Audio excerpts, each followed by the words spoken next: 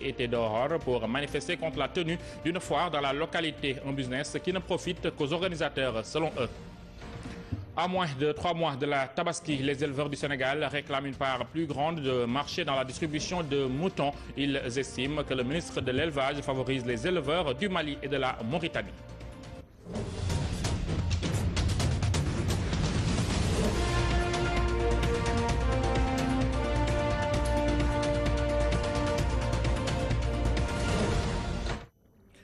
Merci de nous choisir pour vous informer. Le secrétaire général du gouvernement, Abdoulatif Coulibaly, demande à Karim Wade de trouver d'autres explications à donner aux Sénégalais que l'argument de l'exil forcé qui ne tient pas. Abdoulatif Coulibaly, sur le plateau de Toute la vérité, a ironisé sur la question avant d'appeler Wade fils à faire preuve de plus de sérieux. Le secrétaire général du gouvernement est avec Pape Cheikh Sylla. Qu'est-ce qui l'a empêché de passer la nuit à Dakar et d'aller à Touba? Mais personne. Une fois qu'il est libre, qu'il est sorti. C'est le gouvernement l'a forcé à partir. Attends, il faut essayer de... Excusez-moi de dire ça. Non, lui, je veux dire. Il a dit ça, c'est passé. Il sait très bien qu'il avait la latitude. Mais il fait très chaud à l'intérieur du pays. Et quand il est chaud, c'est 45 degrés à l'intérieur du pays. Vous savez, il fait chaud au Qatar également. Très, très. Au Qatar, vous savez très bien que... Il y a la climatisation là-bas. Il y a des gens qui ne... C'est pas trop sérieux, ça. On va passer, vraiment. Il est libre de partir au Qatar. La même liberté qu'il a conduit au Qatar ou en France, je ne sais pas, pouvait le conduire à Touba et ailleurs. Voilà. C'est le seul commentaire que je fais. Oui. Oui, mais aujourd'hui, on ne peut pas s'empêcher de se poser des questions. Est-ce que Karim Wade, est-ce que le gouvernement du Sénégalais n'a pas voulu éloigner Karim Wade du Sénégal pour un moment? Pourquoi Karim Wade l'a accepté? Je pose la question, pourquoi il a accepté d'être éloigné? On l'a libéré, il a un décret entre ses mains. Karim Wade n'est pas né de la dernière pluie, ses avocats non plus. Le gouvernement du Sénégal, une fois qu'il est libre, n'a aucun moyen de le contraindre à quitter ce territoire national. Les étudiants de l'Université de Dakar disent avoir suivi hier avec intérêt le procès du meurtrier de Bassirou Faye, Sidi Mohamed Bougaled, qui a été condamné à 20 ans de travaux forcés. Pour eux, la justice a été rendue et leur camarade peut désormais reposer en paix. Toutefois, ils demandent aux autorités de plus veiller sur leur sécurité à l'avenir. Reportage Abdoul Aziz Sow. Balla Gaye, Bassirou Faye, 2 étudiants tombés au front, le premier le 31 janvier 2001, le second le 14 août 2014. Si pour Balla Gaye, le meurtrier court toujours, pour Bassirou Faye, le meurtrier a été condamné à 20 ans de travaux forcés, une justice pour les étudiants. Aujourd'hui, si on a vu que donc on a arrêté le présumé tueur Bassirou Faye, donc on doit donc saluer tout le monde et remercier donc l'acte. 20 ans d'emprisonnement plus l'amende de 50 millions évidemment, oui. Pour moi, je suis satisfait par rapport à ça. Vous le remarquez partout dans l'université, tous les étudiants sont tellement fiers de cette décision de justice, quoi. Une stèle en la mémoire de Balla Gaye, une autre érigée ici, lieu où Bassirou Faye était tombé ce 14 août. Les étudiants disent stop. Ils ne veulent pas d'une 3e stèle dans ce temple du savoir. À chaque fois, on voit des morts. Et c'est presque de manière donc répétitive. Et nous voulons mettre fin à cela. Mettre fin à toutes ces situations-là qui existent toujours à l'Université Cheikh Anta Diop de Dakar depuis 2000 jusqu'à maintenant. 20 ans de travaux forcés. Pour les étudiants, le droit a été dit. Je pense que la vie d'une personne est beaucoup plus chère que 20 ans de prison, forcé ou pas. Et cela va donc sensibiliser les autres policiers pour que demain ou après-demain, ils ne vont jamais tirer sur les étudiants. La justice a été rendue pour moi et c'est inutile de le contester. Bassirou Faye peut enfin reposer en paix. Justice a été rendue selon ses étudiants. Les habitants de Waguñaay ont manifesté ce matin pour dire non à la tenue prévue d'une foire dans leur quartier. Selon eux, cette foire de 10 jours va installer la pagaille et sera source d'insécurité. Ils accusent le maire de la commune de Grand Dakar ainsi que le président de l'ASC Jaon d'être derrière l'organisation de cette foire. Reportage Gorandaglo. Des populations de Waguñaay ont manifesté leur colère ce matin. Ces dernières s'opposent à la tenue d'une foire organisée par l'ASC Jaon. Cette bataille ne date pas d'aujourd'hui. C'est depuis 2008. Le quartier devait être transformé en marché depuis 2008 par la mairie et par les commerçants des HLM 5, ici présents. et qui veulent organiser une foire.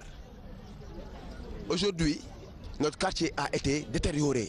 Ces femmes enchaînées disent être prêtes à donner leur vie pour la non-tenue de la foire. Ce qu'ils font là, c'est ridicule, car ces jeunes sont tous des frères. Il ne doit pas avoir un problème dans ce quartier. Le président de l'ASC a payé un bon nombre de jeunes pour qu'ils s'entretuent. Ils ont même blessé mon oncle et je suis prête à mourir aujourd'hui même. Venu soutenir des populations de son quartier, ce conseiller municipal dit être en phase avec ces manifestants. Nous ne voulons pas que des marchés s'organisent là. Tout ce que nous sommes déjà en phase avec le plan de développement durable de la ville de Dakar qui vise à réorganiser l'espace communal des communes dans le cadre de l'intercommunalité. Comment allons-nous faire pour que les populations soient en phase avec le plan de développement? C'est en ce moment c'est notre but. Très remonté, des habitants du quartier Wagunyai pointent du doigt le maire de cette zone et le président de la l'ASC Jaon d'être les responsables de cette situation. Gornaglo, le président de l'ASC Jaon, accusé par les habitants de son quartier, a fait savoir que l'organisation de cette foire profitera avant tout au quartier. Il demande aux habitants de Wagunyai de se calmer en pensant à l'équipe de football du quartier à qui sera destiné les fonds de la foire. Adam John Nyan est au micro de Gornaglo. Ne semble pas en passe. Nous allons y revenir lors de nos prochaines éditions. Les habitants de la cité Télium, près de la VDN, ont dénoncé l'installation de bidonvilles dans leur localité. Une occupation anarchique survenue selon eux au lendemain de déguerpissement à la cité Tobago. Se sentant plus en sécurité, ils ont demandé à ces colocataires indésirables de partir. Ce que ne veulent pas entendre ces derniers qui disent avoir payé pour être sur place. Reportage Fatoumata Rouissaro. La colère, c'est le sentiment le mieux partagé par les habitants de la cité Télium et pour cause, Talibio donne les raisons. Nous sommes en train de payer les conséquences du déguerpissement qui s'est passé avec les cités Tobago. Si vous vous souvenez, il y a peut-être quelques mois, il y a eu un déguerpissement au niveau des cités Tobago. Alors il s'est trouvé qu'avant le déguerpissement, toutes ces maisons inachevées étaient occupées par une colonie de Bissau-Guinéens et d'étrangers de manière générale. Alors lorsque le déguerpissement s'est passé, ce qui s'est passé, ces gens-là, n'ayant pas où partir, ils ont trouvé tout simplement un endroit juste dans la cité. Ils ont commencé à ériger des baraques. Les nombreuses actions entreprises jusqu'ici ont été vaines. Mais pour porter le combat plus haut, ces derniers comptent de nouveau alerter toutes les autorités compétentes afin de garder plus radieux leur cadre de vie. On a eu donc, quand ça s'est passé, à avertir les autorités de ce pays. On a eu à déposer une plainte à la gendarmerie de Foire à l'époque. On avait fait la même chose à la gouvernance et à la mairie. Il y a eu effectivement une action ponctuelle qui a été faite par la gendarmerie de brigade de la Foire. Et à l'époque, effectivement, il y a eu une petite accalmie. Mais depuis pratiquement 2 à 3 semaines, véritablement, la construction des baraques est à un rythme extraordinaire. On a estimé bon quand même d'alerter les autorités pour que ceux qui ont à la charge de la sécurité des Sénégalais, que nous sommes, puissent prendre les bonnes mesures. Cette habitante de ces bidonvilles, plus qu'apeurée qu'informée, se croyait être dans la légalité, car ayant payé la somme de 15 000 francs pour accéder à son abri. Quand je suis venue ici, j'ai payé 15 000. C'est un gars qui nous a demandé de payer cet argent pour pouvoir accéder à ces bidonvilles. Le contraste est visible, mais la réalité est là. Pour garantir la sécurité et garder le cadre de vie propre, ces habitants de la cité Télium se disent plus que jamais déterminés à faire partir ces bidonvilliers dans la cité. Les éleveurs du Sénégal dénoncent la mauvaise gestion de l'opération Tabaski 2016. Selon eux, le ministre de l'Élevage, Aminata Mbengue Ndiaye, compte plus sur la production étrangère, ce qui réduit selon eux tous leurs efforts à néant. Amadou Sow est le secrétaire général du syndicat unique des éleveurs pour le changement. Il est au micro de Ory Cissé. Des éleveurs ont problème personnellement avec le ministre de l'Élevage, du tutelle. C'est pourquoi aujourd'hui l'ensemble des organisations des éleveurs demandent le départ du ministre de l'Élevage. Pour des raisons simples, c'est l'incompétence. Notre problème avec le ministre de l'Élevage, c'est l'opération de Tabaski. Nous avons constaté le privilège qu'elle fait aux éleveurs mauritaniens, aux éleveurs maliens, aussi que les autres frontières, ils ne le font pas pour les éleveurs sénégalais. Nous tous, nous savons aujourd'hui que l'élevage est en faillite. Oui, elle est en faillite. Et pourtant, on a dit ici, l'ensemble de ces dirigeants d'organisation, ils ont dit que le président Macky Sall a fait autant depuis son arrivée au pouvoir pour l'élevage. Mais ça ne se sent pas dans le monde. Parlons de cet atelier de validation de la feuille de route justice et médias qui fait suite au séminaire tenu au mois de mai dernier par le ministère de la Justice. Une rencontre qui va permettre d'améliorer la collaboration entre la justice et la presse qui se heurtent souvent sur le terrain. Compte rendu sur de Mariam Gueye.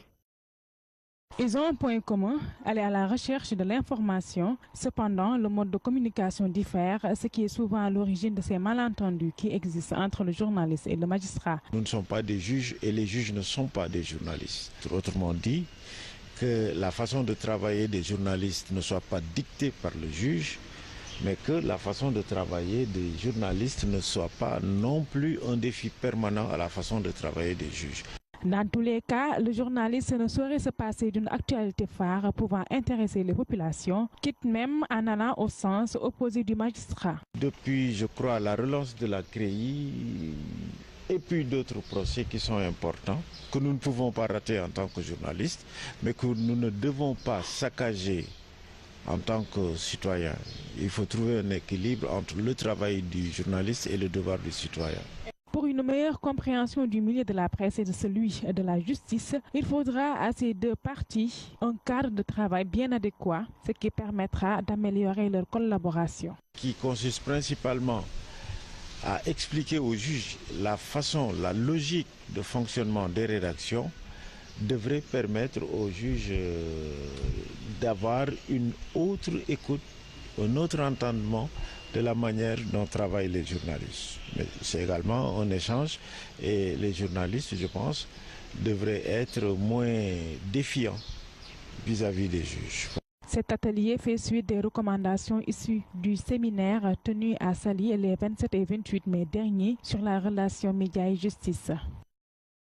À présent, cet atelier de partage et de réflexion sur les pistes et stratégies d'opérationnalisation du socle commun de compétences, une rencontre qui avait pour but de refonder et de diversifier l'offre éducative. Elle s'est tenue ce matin et est organisée par l'association pour le développement de l'éducation en Afrique, ADEA, en collaboration avec le groupe de travail de l'éducation non formelle.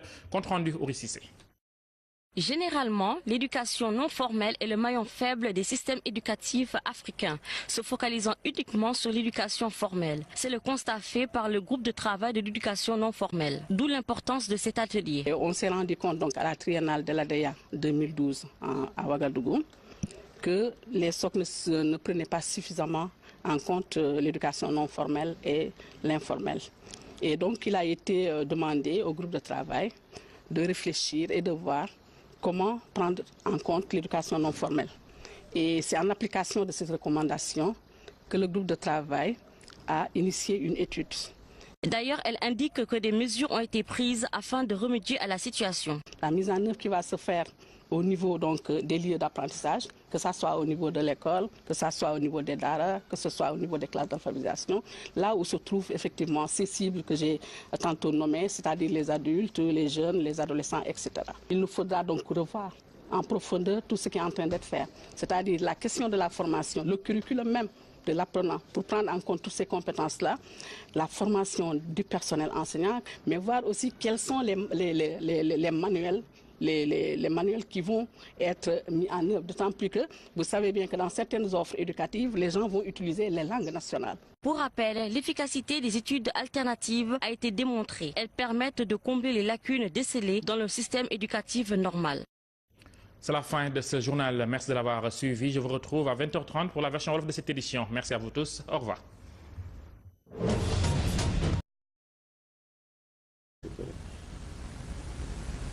Je pose la question, pourquoi il y a accepté d'être éloigné? On l'a libéré, il a un décret entre ses mains. Karim Wade n'est pas né de la dernière pluie, ses avocats non plus. Le gouvernement du Sénégal, une fois qu'il est libre, n'a aucun moyen de le contraindre à quitter ce territoire national. Les étudiants de l'Université de Dakar disent avoir suivi hier avec intérêt le procès du meurtrier de Bassirou Faye, Sidi Mohamed Bougaled, qui a été condamné à 20 ans de travaux forcés. Pour eux, la justice a été rendue et leur camarade peut désormais reposer en paix. Toutefois, ils demandent aux autorités de plus veiller sur leur sécurité à l'avenir. Reportage Abdoul Aziz Sow. Balla Gaye, Bassirou Faye, deux étudiants tombés au front, le premier le 31 janvier 2001, le second le 14 août 2014. Si pour Balla Gaye, le meurtrier court toujours, pour Bassirou Faye, le meurtrier a été condamné à 20 ans de travaux forcés, une justice pour les étudiants. Aujourd'hui, si on a vu que donc on a arrêté le présumé tueur de Bassirou Faye, donc on doit donc saluer tout le monde et remercier donc l'acte. 20 ans d'emprisonnement plus l'amende de 50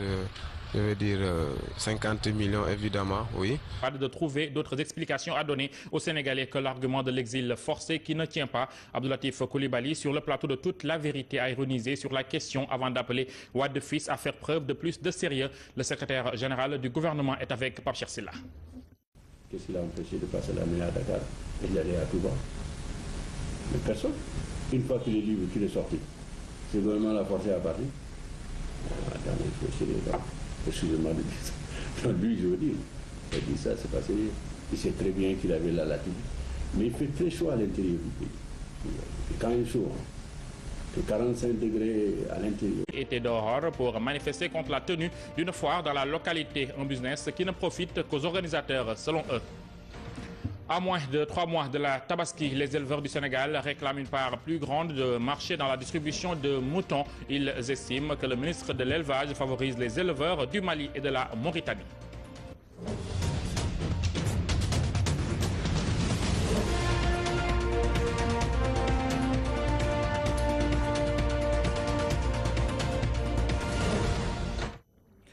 Merci de nous choisir pour vous informer. Le secrétaire général du gouvernement, Abdoulatif Coulibaly, demande à Karim Wade. Il fait chaud au Qatar également. Très, très, Qatar, vous savez très bien que... Il y a la climatisation là-bas. C'est pas trop sérieux ça. On va passer vraiment. Il est libre de partir au Qatar. La même liberté qu'il a conduit au Qatar ou en France, je ne sais pas, pouvait le conduire à Touba et ailleurs. Voilà. C'est le seul commentaire que je fais. Oui. Oui, mais aujourd'hui, on ne peut pas s'empêcher de se poser des questions. Est-ce que Karim Wade, est-ce que le gouvernement du Sénégalais n'a pas voulu éloigner Karim Wade du Sénégal pour un moment? Pourquoi Karim Wade